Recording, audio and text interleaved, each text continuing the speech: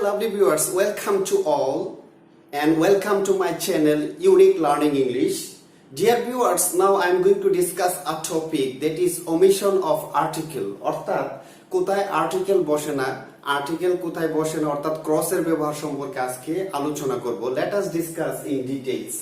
এখন আর্টিকেল একটি গুরুত্বপূর্ণ টপিক আমরা জানি, যেটি সেকেন্ডারি থেকে এবং হায়ার সেকেন্ডারি এবং ডিগ্রি অনার্স লেভেলে এই টপিকটি একটি কমন টপিক. এই টপিকে বিশেষ করে ক্রসের ব্যবহার কোথায় আর্টিকেলের ব্যবহার হয়নি এই বিষয়ে ভালো ধারণা থাকলে আর্টিকেলে ভালো মার্ক পাওয়ার একটি সম্ভাবনা থাকে. এখন আমরা ওমিশন অফ আর্টিকেল অর্থাৎ কোথায় আর্টিকেল বসে না এই বিষয়ে আলোচনা করব, অর্থাৎ ক্রসের ব্যবহার সম্পর্কে. এখন আমরা রুল 1 একটু দেখে নিই. রুল 1 এতে কি আছে, অর্থাৎ প্রপার নাউন বা ম্যাটেরিয়াল নাউনের পূর্বে সাধারণত কোনো আর্টিকেল বসে না. কি জানলাম আমরা? প্রপার নাউন বা ম্যাটেরিয়াল নাউনের আগে সাধারণত কোনো আর্টিকেল বসে না. আমরা এক্সাম্পল একটু দেখে নিতে পারি, যেমন Dhaka is the capital of Bangladesh. প্রথম যে এক্সাম্পলটি আমরা দেখতে পাচ্ছি, Dhaka is the capital of Bangladesh, এখানে ঢাকা হচ্ছে প্রপার নাউন. এই ঢাকার আগে কি বসেছে? ক্রস বসেছে, আমরা সেটি জানতে পারলাম.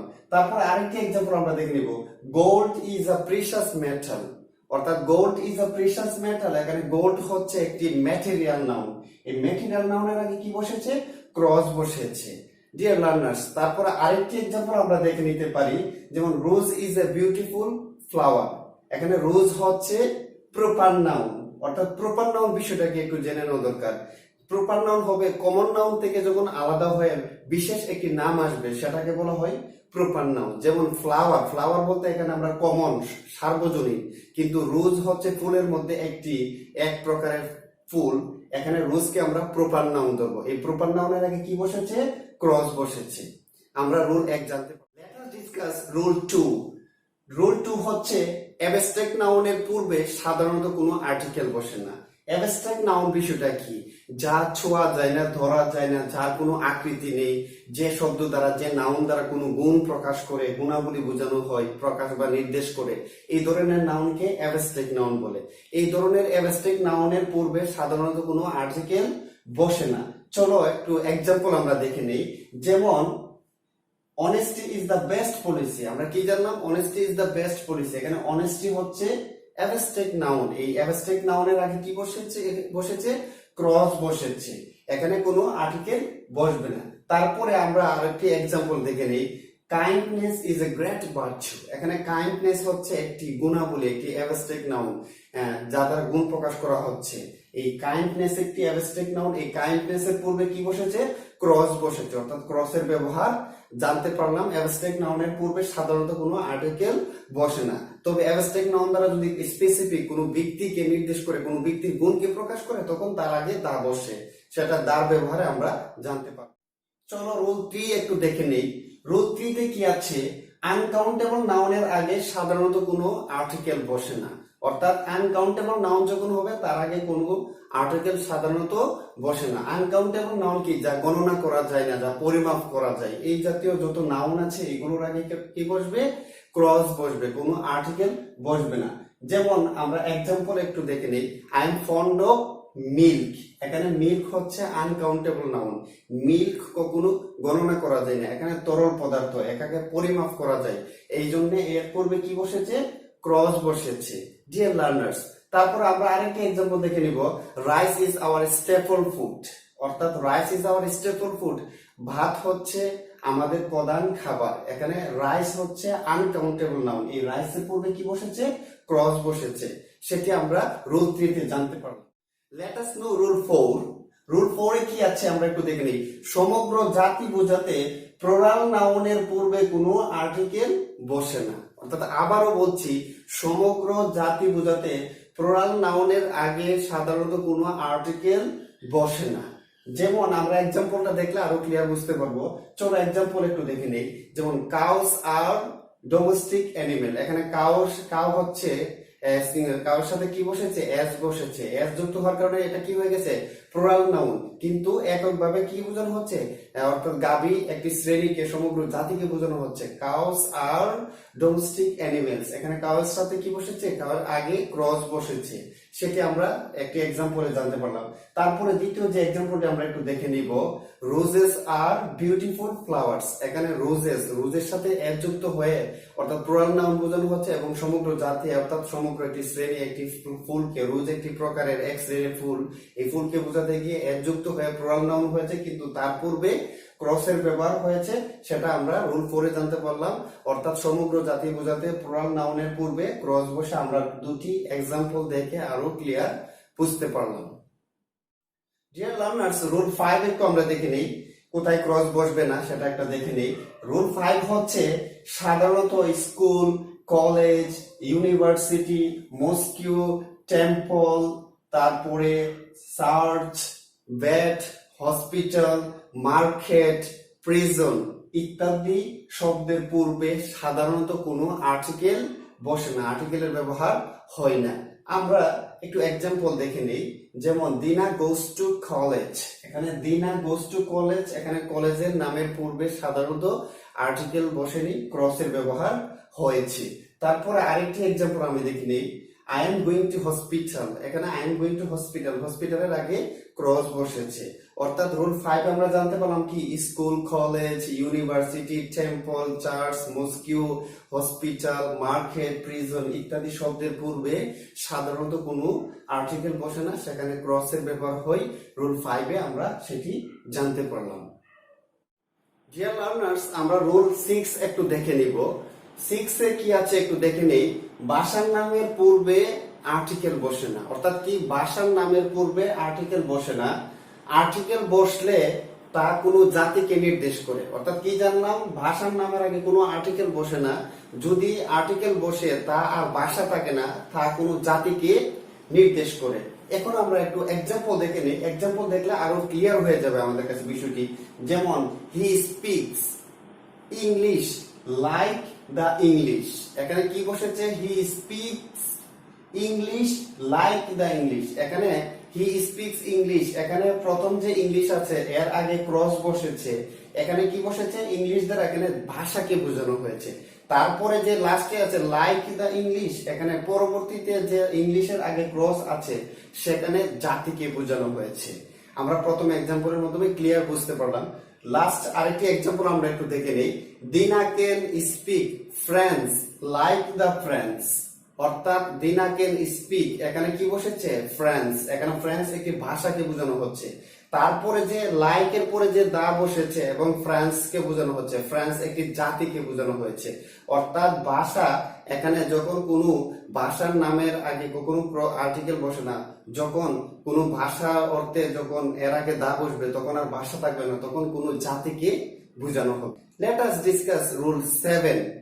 রুল 7 এ কি আছে একটু আমরা দেখে নিই।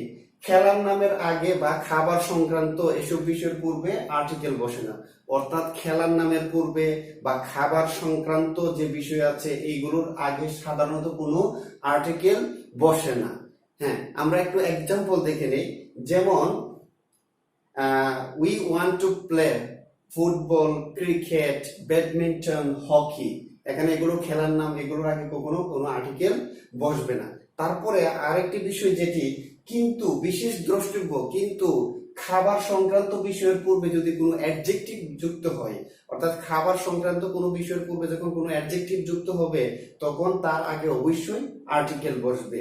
কি বললাম, আর্টিকেল বসবে। খাবার সংক্রান্ত কোনো বিষয়ের পূর্বে আর্টিকেল, অ্যাডজেক্টিভ যুক্ত হলে তার আগে আর্টিকেল বসবে।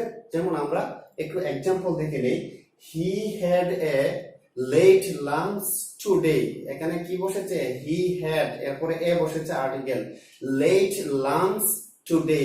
এখানে লেট শব্দটি দ্বারা অ্যাডজেক্টিভ মিন করা হচ্ছে, এই জন্য এর আগে আর্টিকেল বসেছে। তারপরে আরেকটি এক্সাম্পল আমরা দেখে নিই, ইট ওয়াজ এন এক্সেলেন্ট ব্রেকফাস্ট। এখানে কি বসেছে, ইট ওয়াজ এন এক্সেলেন্ট ব্রেকফাস্ট। এখানে এক্সেলেন্ট শব্দটি অ্যাডজেক্টিভ, যার আগে আর্টিকেলের ব্যবহার হয়েছে, পরবর্তীতে ব্রেকফাস্ট, ব্রেকফাস্ট একটি খাবারকে মিন করা হচ্ছে। এর আগের এক্সাম্পল আমরা লাঞ্চ দেখলাম, এগুলো দ্বারা কি বোঝানো হচ্ছে, খাবার, কিন্তু তার আগে অ্যাডজেক্টিভ ব্যবহার হওয়ার কারণে আর্টিকেলের ব্যবহার হয়েছে। আর যদি অ্যাডজেক্টিভ না থাকে তার আগে সাধারণত আর্টিকেল বসবে না, ক্রস ব্যবহার হবে। খেলা বা খাবার সংক্রান্ত যে বিষয় আছে এগুলোর নামের পূর্বে আর্টিকেল বসে না। আর খাবার সংক্রান্ত বিষয় হলে তার পূর্বে যদি অ্যাডজেক্টিভ থাকে অবশ্যই এর আগে আর্টিকেলের ব্যবহার হবে। রুল 7 আমরা সেটি জানতে পারলাম। ডিয়ার লার্নার্স, নেক্সট রুল 8 একটু দেখে নিব। রুল 8 এ কি আছে একটু দেখে নেই। সাধারণত ঋতু যেমন সামার, উইন্টার, অটাম, স্প্রিং ইত্যাদির নামের পূর্বে কোনো আর্টিকেল বসে না। অর্থাৎ কি জানলাম রুল 8 এ যে ঋতু অর্থাৎ সামার, উইন্টার, অটাম, স্প্রিং ইত্যাদি ঋতুর নামের পূর্বে সাধারণত কোনো আর্টিকেল বসে না, ক্রস বসে থাকে। যেমন আমরা এক্সাম্পল একটু দেখে নেই। Winter is the best time for picnic. এখানে প্রথম এক্সাম্পলটা আমরা কি দেখলাম? Winter is the best time for picnic. এখানে উইন্টারের আগে কি বসেছে? ক্রস বসেছে। তারপরে আরেকটি নেক্সট এক্সাম্পল আমরা দেখে নেই। যেমন spring is called the queen of season. এখানে স্প্রিং এর আগে কি বসেছে? ক্রস বসেছে। অর্থাৎ spring is called the queen of season. এখানে স্প্রিং এর আগে ক্রস বসেছে। তারপরে আরেকটি এক্সাম্পল আমরা দেখে নেই। Summer is the hottest season. এখানে সামারের আগে কি বসেছে? ক্রস বসেছে। অর্থাৎ ঋতুর নামের আগে সাধারণত ক্রস বসে থাকে, আর্টিকেলের ব্যবহার হয়নি। তবে কিন্তু রেইনি সিজনের আগে আর্টিকেল ব্যবহার হয়। আমরা আরেকটি বিষয় জানতে পারলাম কি? রেইনি সিজনের আগে আর্টিকেলের ব্যবহার হয়ে থাকে। এখন আমরা পরবর্তী রুলটি একটু জেনে নেই। রুল 9। রুল 9 কি আছে একটু দেখে নেই। উৎসবের নামের আগে কোনো আর্টিকেলের ব্যবহার হয়নি। অর্থাৎ উৎসবের নামের আগে কোনো আর্টিকেল বসে না। আমরা একটু এক্সাম্পল দেখে নিব। 16th December is a red letter day. এখানে কি বসেছে? 16 ডিসেম্বর একটি উৎসব। আমাদের এই স্বাধীনতা যুদ্ধের যে বিজয় দিবস হিসেবে একটি উৎসব আমরা উদযাপন করি। এখানে 16 ডিসেম্বর। এখানে 16 ডিসেম্বর একটি উৎসব, এর আগে কি বসেছে? ক্রসের ব্যবহার হয়েছে। এই জন্য আমরা জানলাম কি উৎসবের নামের পূর্বে সাধারণত কোনো আর্টিকেল বসে না, ক্রস বসে থাকে। আমরা যে প্রথম এক্সাম্পলটি জানলাম 16 December is a red letter day. এখানে কি বসেছে? 16 ডিসেম্বরের আগে ক্রস বসেছে। তারপরে আরেকটা এক্সাম্পল আমরা দেখে নেই। যেমন Eid ul Fitr is the biggest religious festival of the Muslim. এখানে ঈদ উল ফিতর, এখানে কি বসেছে? ঈদ উল ফিতর একটি উৎসব। এই উৎসবের আগে কি বসেছে? ক্রসের ব্যবহার হয়েছে। আমরা রুল 9 এ তা জানতে পারলাম। ডিয়ার লার্নার্স, এখন রুল 10 একটু দেখে নেই। 10 এর কি আছে? দিন ও মাসের নামের পূর্বে সাধারণত কোনো আর্টিকেল বসে না। কি বসে না? দিন ও মাসের নামের আগে বা পূর্বে কোনো আর্টিকেলের ব্যবহার হয়নি বা হয় না। এখন আমরা যদি একটি এক্সাম্পল দেখে নিই আরো ক্লিয়ার বুঝতে পারবো। যে লার্নার্স, এখন আমরা ফার্স্ট যে এক্সাম্পলটি দেখব, March is the third month of the year. এখানে কি বসেছে? মার্চ একটি মাসের নাম। March is the third month of the year. এখানে কি বসেছে? মার্চ একটি মাসের নাম। মার্চের আগে কি বসেছে? ক্রস বসেছে। আমরা এক্সাম্পলে দেখতে পেয়েছি। তারপরে আরেকটি এক্সাম্পল আমরা দেখে নিতে পারি। Saturday is the first day of the week. এখানে স্যাটারডে একটি দিন। দিন ও মাসের পূর্বে আর্টিকেলের ব্যবহার হয় না। আমরা দুটি এক্সাম্পল জানতে পারলাম। Saturday is the first day of the week. এখানে স্যাটারডে একটি দিন, দিনের নামের আগে কি বসেছে? ক্রস বসেছে। আমরা দ্বিতীয় এক্সাম্পলে সেটি জানতে পারলাম। আর প্রথম এক্সাম্পলে কি জানতে পারলাম? মাসের নামের পূর্বে সাধারণত ক্রস বসে থাকে। রুল 10 এ আমরা জানতে পারলাম দিন এবং মাসের নামের পূর্বে আর্টিকেল বসে না। দুটি এক্সাম্পল থেকে আমরা ক্লিয়ার বুঝতে পারলাম এখানে কোনো আর্টিকেলের ব্যবহার হয়নি, ক্রসের ব্যবহার হয়েছে। ডিয়ার লার্নার্স, এখন রুল 11 একটু আমরা দেখে নিব। 11তে কি আছে রুলটা একটু দেখে নেই। রুল 11তে আছে কি? অ্যাডজেক্টিভ এবং নাউন এর মাঝে কোনো আর্টিকেলের ব্যবহার হয় না বা আর্টিকেল বসে না। কি জানলাম? অ্যাডজেক্টিভ এবং নাউন এর মাঝে কোনো আর্টিকেল বসে না। চলো একটু এক্সাম্পল দেখে নেই। যেমন প্রথম এক্সাম্পলটি হচ্ছে কি? He is a good student. এখানে he is a good student, এখানে গুড হচ্ছে অ্যাডজেক্টিভ এবং স্টুডেন্ট হচ্ছে নাউন। এর মাঝে কি বসেছে? ক্রস বসেছে। আমরা প্রথম এক্সাম্পলে সেটি দেখতে পেয়েছি। রুলের সাথে এক্সাম্পলের একটি মিল পেয়েছি। তারপরে আরেকটি एग्जांपल আমরা দেখে নিই। নেক্সট एग्जांपलটি হচ্ছে she is a clever girl। এখানে কি বসেছে? ক্লেভার হচ্ছে একটি অ্যাডজেক্টিভ, তারপরে গার্ল হচ্ছে নাউন। এই ক্লেভার গার্ল এই দুটির মাঝে কি বসেছে? ক্রস বসেছে। আমরা সেটি জানতে পারলাম, একটি সিম্পল রুল। চলো রুল 12 একটু দেখে নিই। রুল 12তে কি আছে একটু দেখি। যানবাহন বা ভ্রমণের ক্ষেত্রে আর্টিকেল বসে না। আমরা কি জানলাম? যানবাহন বা ভ্রমণের ক্ষেত্রে আর্টিকেলের ব্যবহার হয় না বা আর্টিকেল বসে না। এখন আমরা প্রথমে একটি एग्जांपल দেখে নেই। যেমন I go there by boat, by train, by launch. এখানে কি বসেছে? আই গো দেয়ার। দেয়ারের পরে আমরা एग्जांपल দেখতে পাচ্ছি কি একটি ক্রসের ব্যবহার দেখেছি, আর্টিকেল বসেনি। তারপরে কি? By boat, by train, by launch etcetera ইত্যাদি। এইগুলোর যানবাহন, এই যানবাহনের আগে কি বসেছে?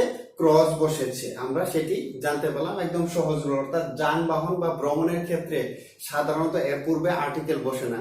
যেমন I go there by boat, train, launch. এখানে গো দেয়ারের পরে ক্রস দেখতে পাচ্ছি एग्जांपल, এর আগে ক্রস বসেছে। সেটি আমরা রুল 12তে জানতে পারলাম। ডিয়ার লার্নার্স, এখন রুল 13 আমরা জানবো। আজকের যে ওমিশন অফ আর্টিকেলের ব্যাপারে লাস্ট যে রুলটি, রুল 13, সেটি কি একটু দেখে নিই। রুল 13তে হচ্ছে যেমন select, elect, nominate, make, choose, appoint, crown ইত্যাদি ভার্বগুলোর কমপ্লিমেন্টের পূর্বে কোনো আর্টিকেল বসে না। অর্থাৎ রুল 13 কি জানলাম?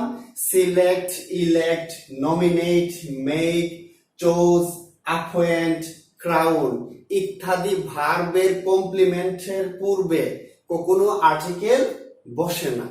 এখন আমরা एग्जांपल দেখে নিই। যেমন ফার্স্ট एग्जांपल আমরা দেখতে পাচ্ছি কি, যেমন উই ইলেক্টেড হিম চেয়ারম্যান। এখানে ইলেক্টেড হচ্ছে ভার্ব, এর কমপ্লিমেন্ট হচ্ছে কি? চেয়ারম্যান, হিম চেয়ারম্যান। এখানে এর দুটির মাঝে কি বসেছে? ক্রস বসেছে। অর্থাৎ আমরা রুলের সাথে एग्जांपले আমরা প্রথম एग्जांपलेর মাধ্যমে সেটি জানতে পারলাম। ডিয়ার লার্নার্স, তারপরে নেক্সট আরেকটি एग्जांपल আমরা দেখে নিই।